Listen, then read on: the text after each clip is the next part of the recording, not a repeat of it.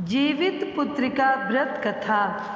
जितिया का व्रत हिंदू धर्म में संतान की लंबी उम्र और उसकी मंगल कामना के लिए किया जाता है।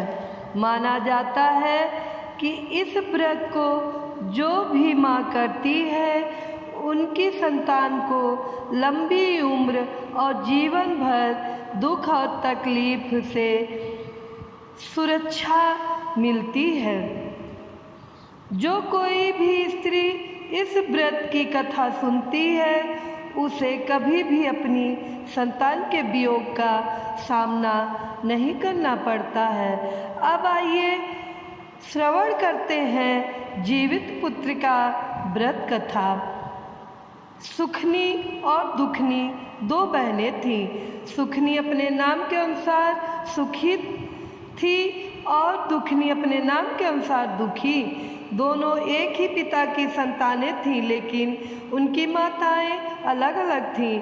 दोनों ने राजघराने में जन्म लिया था, लेकिन दोनों की किस्मत अलग अलग थी। राजा की एक रानी थी जिनसे काफ़ी समय बाद एक पुत्री का जन्म हुआ।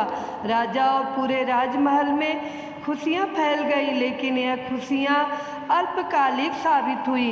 पुत्री के जन्म के बाद रानी का स्वर्गवास हो गया, जिससे महल में मातम छा गया और राजा को अपनी पुत्री से नफरत हो गई, क्योंकि वह मानते थे कि उसकी वजह से उनकी रानी उन्हें छोड़कर चली गई।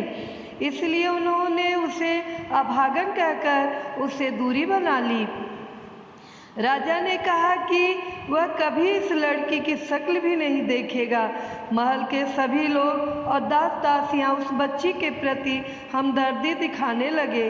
उन्होंने उसे दुखनी कहना शुरू कर दिया, क्योंकि वह जन्म से ही दुखी थी। राजा के मंत्रियों ने उन्हें समझाया कि बच्ची का इसमें कोई दोष नहीं है, उसकी माँ चली गई है और राजा ने भी उसे छोड़ दिया है, तो उसका क्या होगा। लेकिन राजा ने किसी की नहीं सुनी। दुखनी को दासियों के हवाले छोड़ दिया और खुद दूसरी शादी कर ली। दूसरी रानी महल में आई और समय धीरे धीरे बीतता गया। दूसरी रानी भी गर्भवती हो गई और उसने एक लड़की को जन्म दिया। महल में खुशियां मनाई गई। राजा भी बहुत खुश थे। उस लड़की का नाम सुखनी रखा गया, क्योंकि उसके आने से महल में बहुत खुशियां आ गई थी। राजा और रानी दोनों ही बहुत खुश थे। जब रानी की अपनी बेटी हो गई तो वह दुखनी से और भी नफरत करने लग गई। राजा भी उसे अर्थात दुखनी को देखना पसंद नहीं करते थे। बिना माँ की बच्ची राजा और रानी की उपेक्षा की शिकार बन गई थी। धीरे धीरे दोनों बच्चे बड़े हो रहे थे। सुखनी भी दुखनी को पसंद नहीं करती थी। सुखनी हमेशा अच्छा खाना खाती, अच्छे कपड़े पहनती और एक राजकुमारी की तरह जिंदगी जीती थी। दूसरी ओर दुखनी बेचारी जो भी मिलता वही खा लेती और सौतेली माँ की डांट सुनती। कितना भी अच्छा कर ले फिर भी उसे केवल ताने ही मिलते कि जन्म लेते ही अपनी माँ को खा गई। धीरे धीरे सुखनी और दुखनी दोनों बहनें बड़ी हो गई और विवाह के योग्य हो गई। अब राजा के सलाहकारों ने दुखनी के विवाह की बात की तो राजा ने कहा, हाँ, विवाह तो मुझे करना है। वैसे भी उस अभागन को इस राज से बाहर भेजना है, वो मेरे राज पर बोझ है। राजा ने कभी भी अपनी बड़ी पुत्री को प्यार के बोल नहीं बोले थे।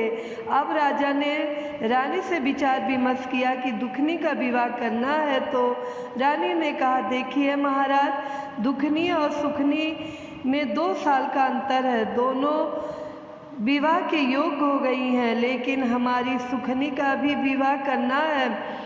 रानी की बात सुनकर राजा कहने लगे, मेरी समझ में नहीं आ रहा कि दुखनी के लिए कैसा वर ढूंढूं, क्योंकि मुझे तो दुखनी से कोई लगाव नहीं है। वह कुलच्छड़ी है। मेरे घर में जो कुछ भी बुरा हुआ है उसकी वजह से ही हुआ। उसने जन्म लेते ही अपनी माँ को खा लिया। जो रानी मुझे जान से प्यारी थी वह मुझे छोड़कर चली गई। अगर दुखनी किसी दूसरे घर भी जाएगी तो वहाँ भी उसका बुरा साया पड़ेगा और उनके साथ भी कुछ बुरा हो सकता है। मैंने तो आज तक दुखनी का चेहरा नहीं देखा और कभी देखूंगा भी नहीं, लेकिन विवाह तो मुझे करना ही पड़ेगा। यहाँ से तो उसे विदा करना ही पड़ेगा। सौतेली माँ कहने लगी, महाराज दुखनी की शादी किसी गरीब मजदूर के यहाँ कर दीजिए। अगर वह किसी राजमहल में जाएगी तो वहाँ भी बुरा हो जाएगा। सब लोग हमें ही दोष देंगे कि ऐसी अपशगुनी बेटी को हमारे यहाँ क्यों भेजा। जब सब पहले से पता था तो उसकी शादी हमारे राजमहल में क्यों की। इसलिए इसे कहीं गरीब के घर में दे दीजिए और मेरी सुखनी के लिए अच्छा कोई राजकुमार ढूंढिए। रानी की बात राजा को सही लगी। राजा राजमहल में आया और अपने मंत्रियों के साथ विचार विमर्श करने लगा। जो मंत्री था वह बड़ा ईमानदार था और राजा के प्रति बहुत सहानुभूति रखता था, लेकिन राजा उसकी भी कोई बात सुनने को तैयार नहीं था, क्योंकि मंत्री को दुखनी से बड़ी सहानुभूति थी और वह उसे राजा की अनुपस्थिति में अपनी बेटी की तरह मानता था। लेकिन राजा के मन में सिर्फ यह विचारधारा थी कि दुखनी अपशगुनी है और वह कहीं भी सही नहीं रह सकती। जहाँ भी जाएगी वहाँ सब बुरा ही करेगी।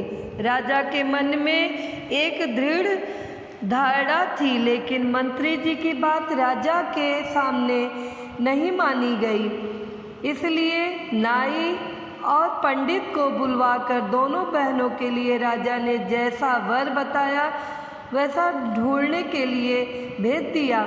नाई और ब्राह्मण दुखनी के प्रति गहरी सहानुभूति रखते थे। पूरी प्रजा भी दुखनी के प्रति हमदर्दी महसूस करती थी, लेकिन राजा के डर के कारण कोई कुछ बोल नहीं सकता था। बेचारे नाई और ब्राह्मण दुखी मन से चल दिए।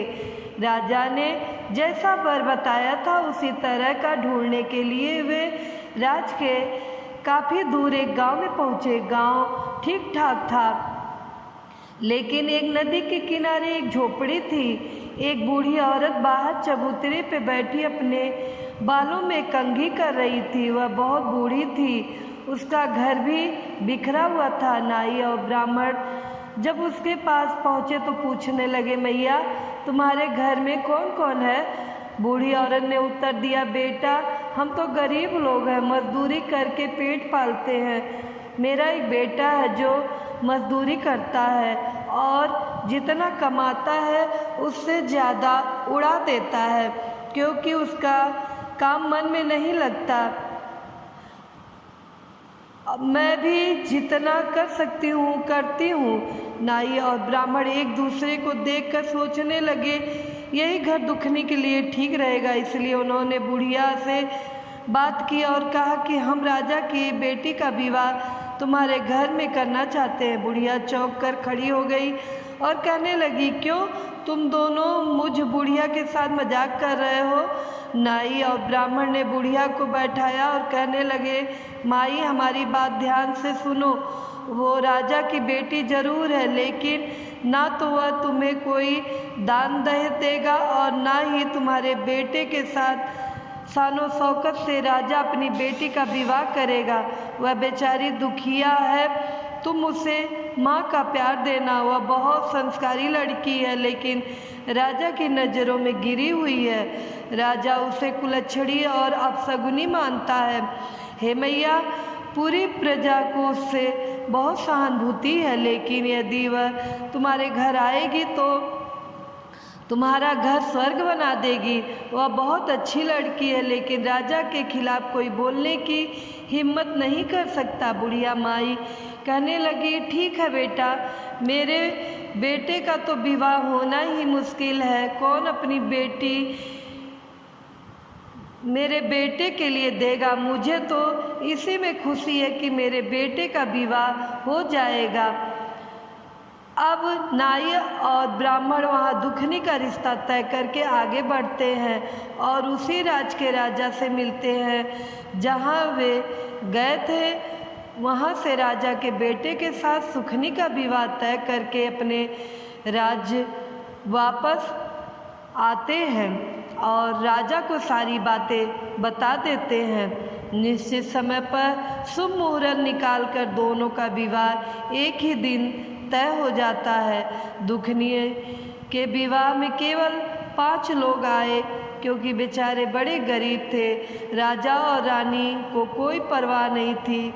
जैसे तैसे फेरे हुए और दुखनी को विदा कर दिया गया। उसके साथ ना कोई दान दहेज, ना कोई सेवक सेविका, कुछ नहीं। बेचारी दुखनी आंसू भरी आंखों से अपने मायके से ससुराल के लिए यही अपनी किस्मत का लिखा मानकर विदा हो गई। दूसरी ओर सुखनी की बारात बहुत ही धूमधाम से आई थी। राजा ने बहुत उत्साह से सुखनी का विवाह किया और बहुत अधिक दान दहेज दिया। बहुत सारा धन, घोड़े, हीरे मोती आदि राजा ने अपनी हैसियत से अधिक सुखनी को दहेज में दिया। राज्य का राजकुमार और दूसरा राजा बहुत खुश हुए और सुखनी की विदाई बड़े ठाट से हुई। दोनों बहनें विदा हो चुकी थीं। बेचारी दुखनी झोपड़ी में आई और अपनी किस्मत पर फूट फूट कर रोने लगी, लेकिन उसने ईश्वर की मर्जी मानकर अपने पति और सासू माँ की सेवा में लग गई। उसकी सास बूढ़ी थी। दुखनी बेचारी अपनी सासू माँ के हाथ पैर दबाती, कंघी करती, उनके कपड़े धोती और खाना बनाती। उसका पति मजदूरी करता था, आधे से ज़्यादा पैसे नशे में उड़ा देता था और कुछ पैसा लाता था जिससे घर का गुजारा भी नहीं हो पा रहा था। दुखनी ने अपनी सासू माँ से कहा, माँ जी, अगर मैं कुछ काम करूँ तो हमारे हालात कुछ ठीक हो जाएंगे। बुढ़िया अपनी बहू को बिल्कुल अपनी बेटी की तरह प्यार करती थी, लेकिन दुखनी का पति उसे बहुत तंग करता था। अगर दुखनी अपने पति से कुछ कहती तो वो उसे मारता पीटता था। समय धीरे धीरे बीत रहा था और अब दुखनी गर्भवती थी। कुछ सालों बाद दुखनी के 2 बेटे और 2 बेटियां हो गई। समय बीता, सालों बीत गए, लेकिन किसी ने भी कभी दुखनी की कोई खबर नहीं ली। अब जब बच्चे हो गए तो परिवार में खर्चे बढ़ गए। अकेले आदमी की मेहनत मजदूरी से घर खर्च चलाना मुश्किल हो गया। दुखनी ने कहा, माँ जी, अगर मैं भी मेहनत मजदूरी करूँगी तो हमारे हालात बेहतर होंगे। सासू माँ ने कहा, बेटी, तुम तो राजकुमारी ही हो, तुमने कभी काम नहीं किया होगा। दुखनी ने कहा, माँ जी, कैसी राजकुमारी, मैं तो ऐसे ही हूँ। अपने पिताजी के घर में मैं भी ऐसे ही थी, मुझे काम करने से कोई ऐतराज नहीं है। दुखनी का व्यवहार बड़ा मीठा था। पड़ोसी और गांव वाले सब दुखनी से बहुत खुश रहते थे। दुखनी बड़ी पूजा पाठ वाली धार्मिक विचारों की महिला थी। उसे काम मिलने में देर नहीं लगी। वह लोगों के घरों में काम करने लगी। किसी का खाना बनाती तो किसी के घर में झाड़ू पोछा करती।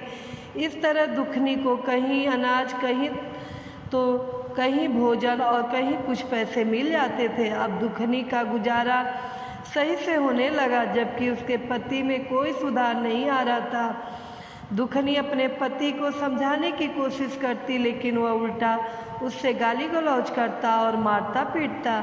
जब भी जितिया का व्रत आता तो वह पूरी श्रद्धा के साथ अपना व्रत करती थी, लेकिन माता रानी की कृपा से अब घर में पहले की तरह भूखा नहीं रहना पड़ता था। सबके पेट भर जाते थे। इतना उसके घर पर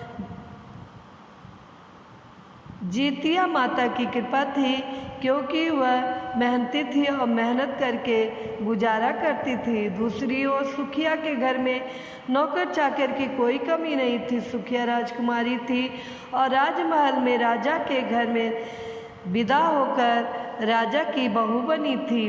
वह राजा की बेटी और राजकुमार की पत्नी थी, अर्थात होने वाली रानी थी। एक दिन सुखिया को अपनी बहन दुखिया की याद आई। वह सोचने लगी कि बहुत समय बीत गया है, जाकर देखना चाहिए कि आखिर महारानी के रंग ढंग कैसे हैं। वह शायद बहुत दुखी होगी, क्योंकि उसके पास है ही क्या, एक बार जाकर देखना चाहिए। सुखिया ने सोचा कि अगर दुखिया कहेगी तो उसे अपने पास नौकरानी बनाकर रख लूँगी और वह मेरा काम करेगी, जिससे मुझे तसल्ली होगी कि कम से कम यहाँ भी मेरी सेवा हो रही है। सुखिया को अपनी राजसी जीवन पर बड़ा गर्व था।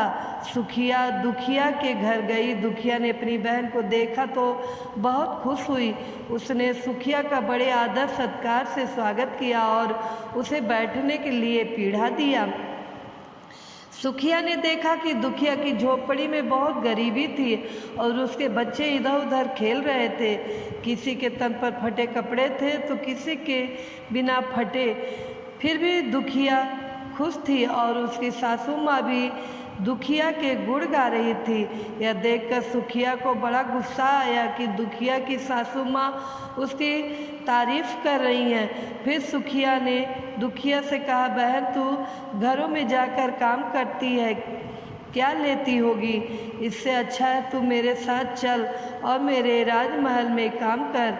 जितना तुझे यहाँ मिलता है मैं तुझे उससे ज़्यादा मजदूरी दूंगी।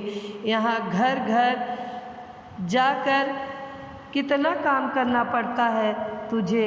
दुखिया ने जवाब दिया, बहन सुखिया, मुझे काम करने में कोई आपत्ति नहीं है। मैं यहाँ भी काम करती हूँ तो आपके यहाँ भी कर दूँगी।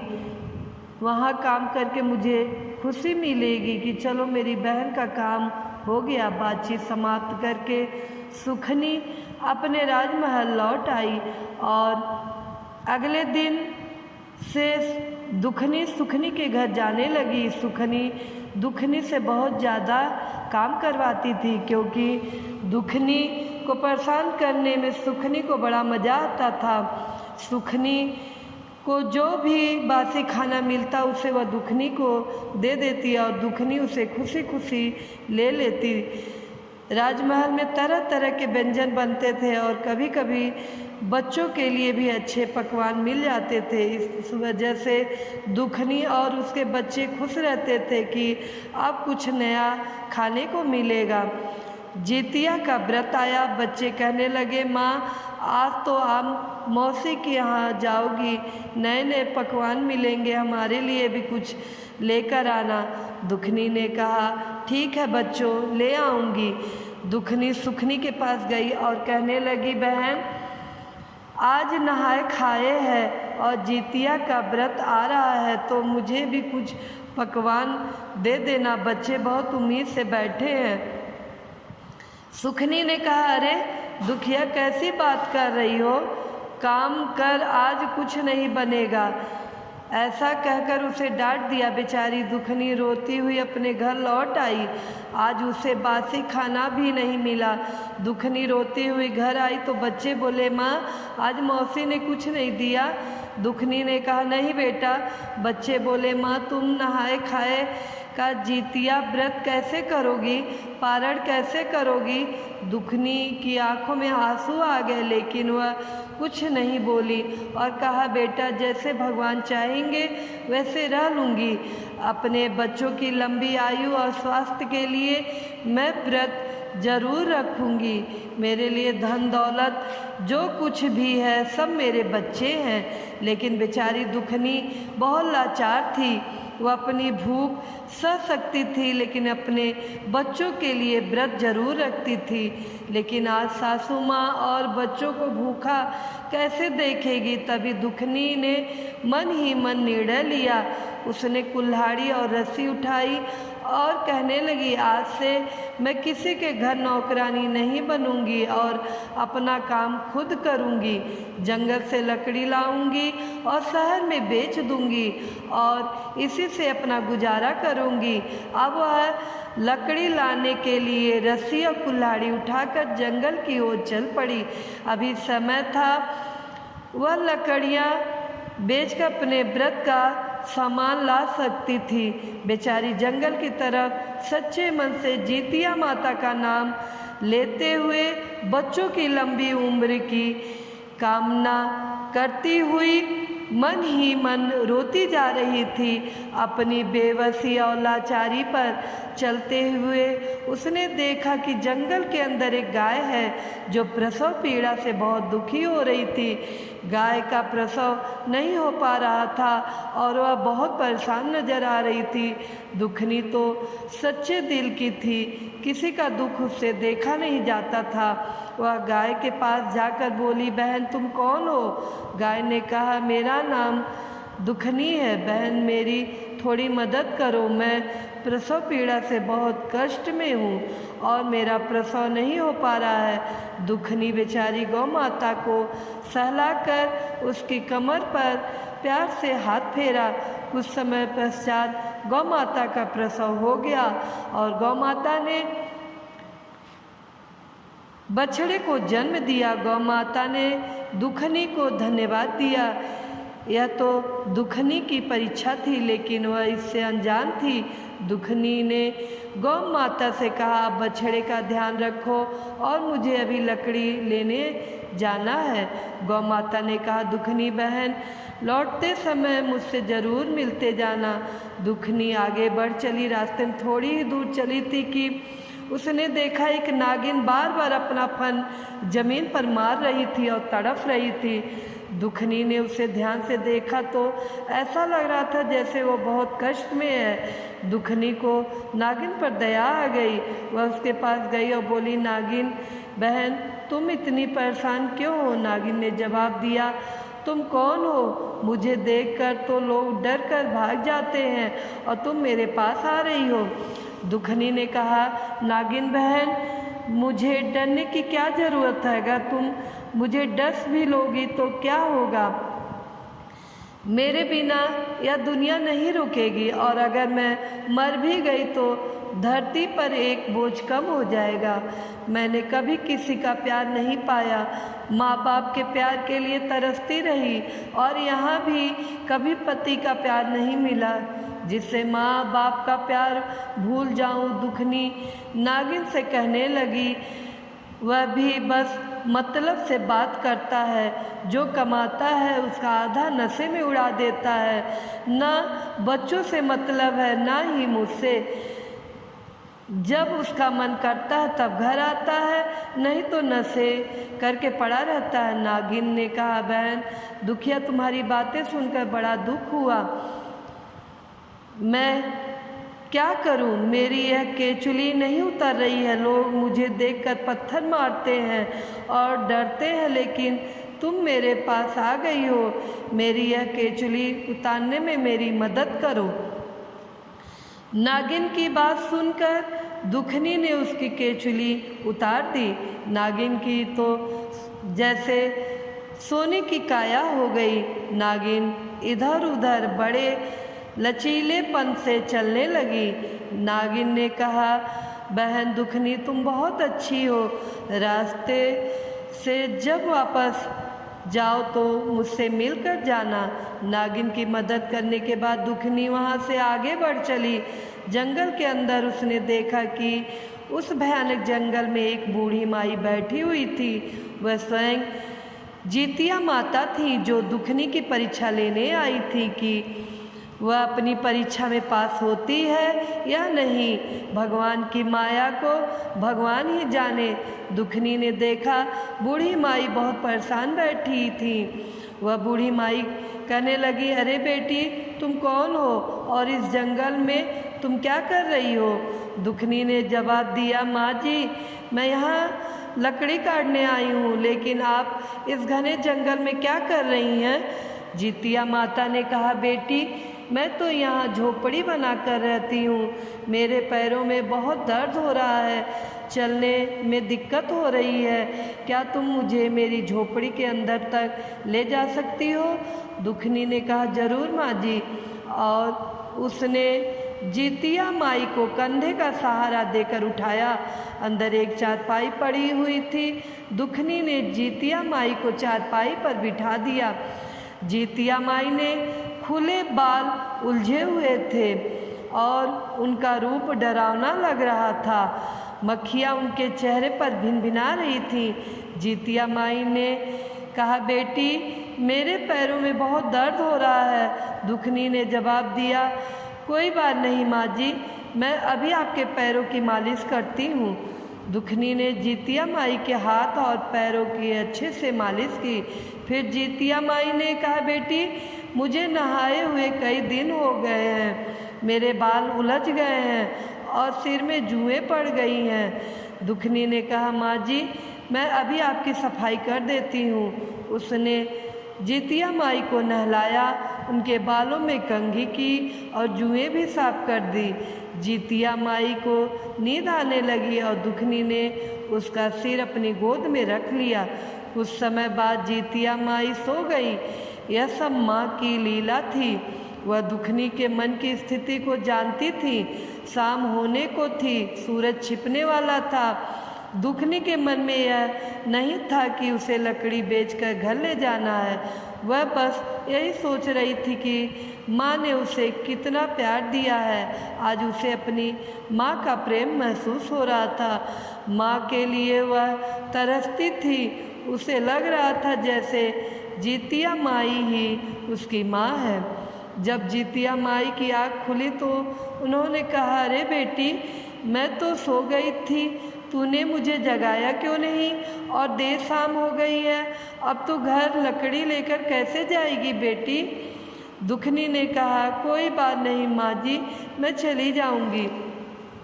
इतने दिन नहीं ले जा पाई तो एक दिन और सही, आज नहीं तो कल ले जाऊंगी। जीतिया माई ने कहा, ठीक है बेटी, जरा मेरा यह थैला जो खूंटी से टंगा है मुझे पकड़ा दो। दुखनी ने थैला उठाया और जीतिया माई को दे दिया। जीतिया माई ने उसमें से एक पोटली निकाली और दुखनी को देते हुए बोली, बेटी यह पोटली ले जा, इसमें कुछ लाल कपड़े में बंधा हुआ है, इसे घर जाकर खोलना। दुखनी बहुत खुश हुई। वह सोचने लगी कि आज उसने कुछ कमाया नहीं तो क्या हुआ, कम से कम किसी की मदद तो की है। यह सोचकर वह मन ही मन में खुश हो रही थी। दुखनी पोटली लेकर आगे बढ़ी तो उसे रास्ते में वही नागिन मिली। नागिन ने कहा, अरे दुखनी बहन जरा रुको तो सही, मैंने तुमसे कहा था कि मुझसे मिलकर जाना और तुम चुपचाप चली जा रही हो। दुखनी ने कहा, नहीं बहन बताइए, घर जाने के लिए थोड़ी देर हो रही थी तो सोचा जल्दी निकल जाऊं। नागिन ने कहा, बहन तुमने मुझे 12 वर्ष की केचुली से छुटकारा दिलाया है, मैं तड़प रही थी। यह लो, यह मेरी नागमणि, इसे ले जाओ। जिस घर में यह रहेगी वह घर नवनिधि वारस सिद्ध हो जाएगा। दुखनी बहुत खुश हुई। उसने नागमाता के हाथ जोड़े और वहाँ से चल दी। थोड़ी दूर ही पहुँची थी, गौ माता ने आवाज़ लगाई, अरे ओ दुखनी बहन कैसे चुपचाप चली जा रही हो? यहाँ जंगल में हम क्या करेंगे, हमें भी तो साथ ले चलो। दुखनी ने कहा, गौ माता आप मेरे साथ चलेंगी? गौ माता ने कहा, हाँ हम चलेंगे। देख अब मेरा दूध तेरे घर काम आएगा, तेरे बच्चे भूखे नहीं रहेंगे। मेरे दूध को बेचकर तू पैसे कमा सकती है और अपने घर का खर्च चला सकती है, अपने बच्चों को मेरा मीठा दूध पिला सकती है। अब बछड़ा और गाय दुखनी के साथ साथ चलने लगे। दुखनी आगे आगे, पीछे पीछे बड़ी सुंदर सी सफ़ेद रंग की गाय और छोटा सा बछड़ा चल रहे थे। उनके गले में बंधी हुई घंटी टन टन बज रही थी। वह बड़े आराम से जा रहे थे। जब दुखिया अपने घर पहुंची तो दुखनी की सास बैठी हुई उसका इंतज़ार कर रही थी।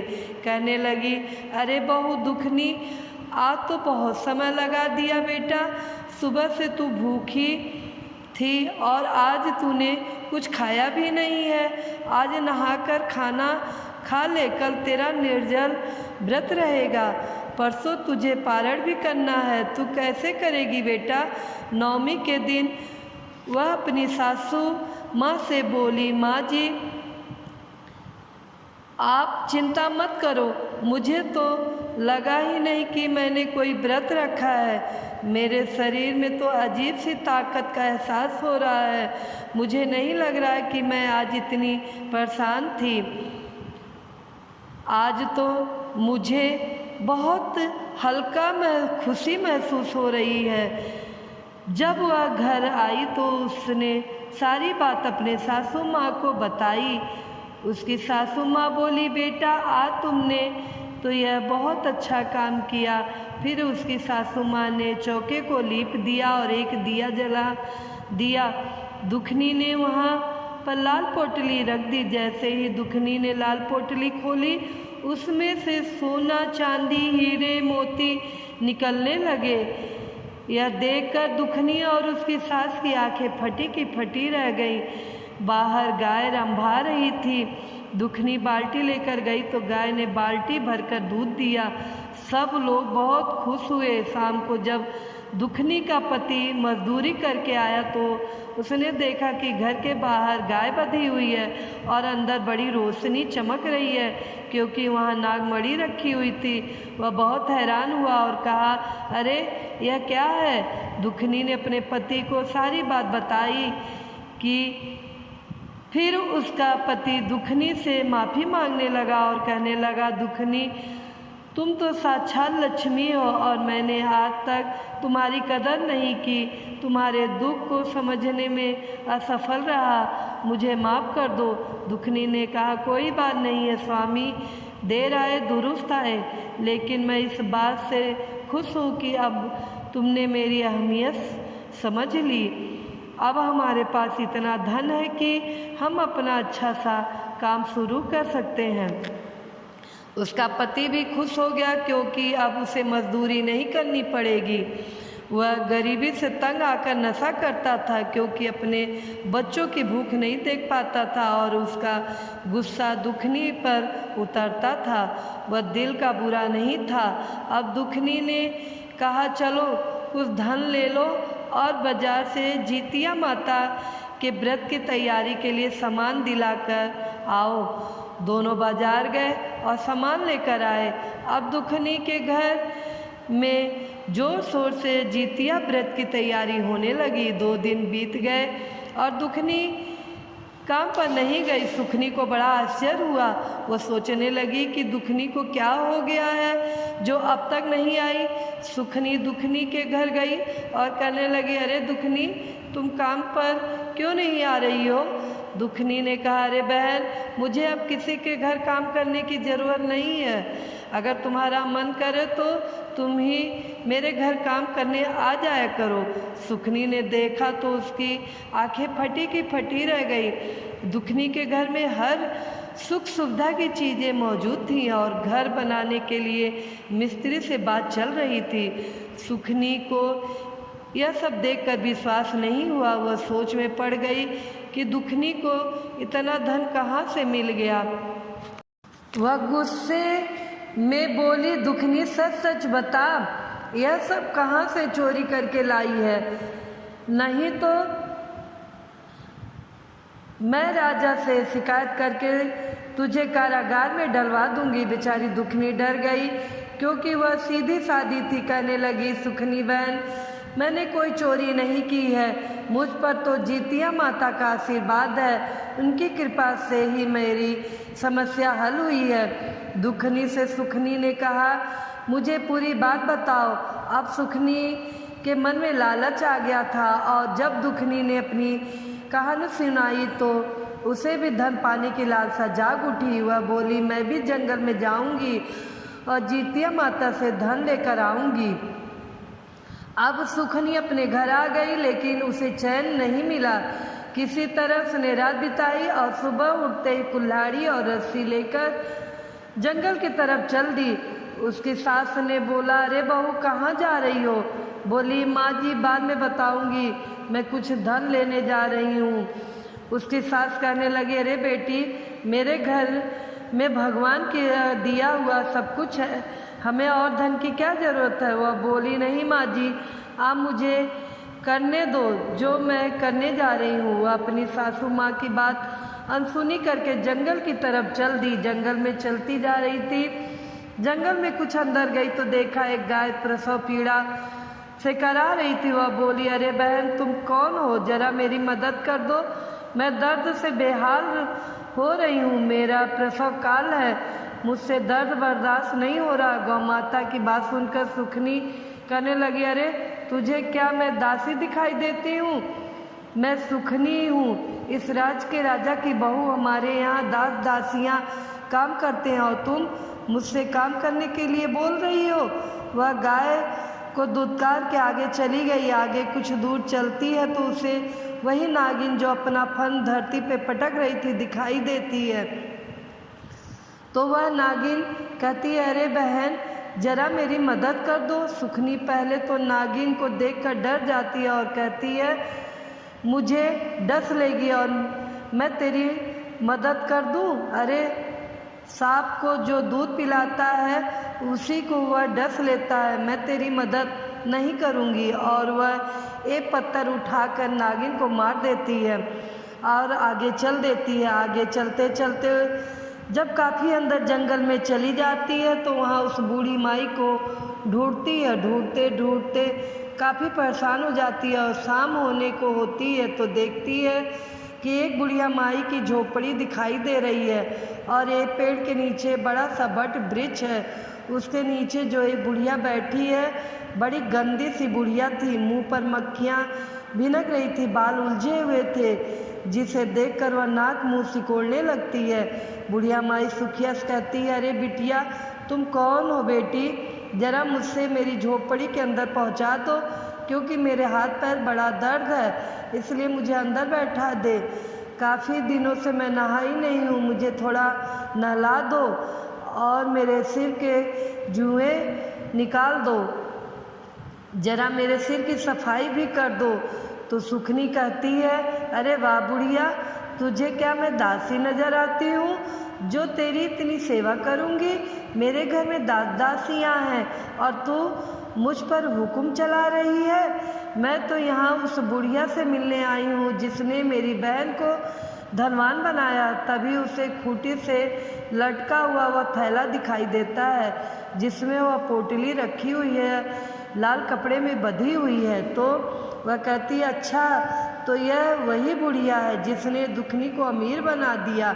वह कहने लगी, बुढ़िया, मैं तेरी सेवा नहीं कर सकती, मुझे तो बस यह पोटली चाहिए। और वह बुढ़िया की झोपड़ी से वह पोटली उठाकर चल देती है।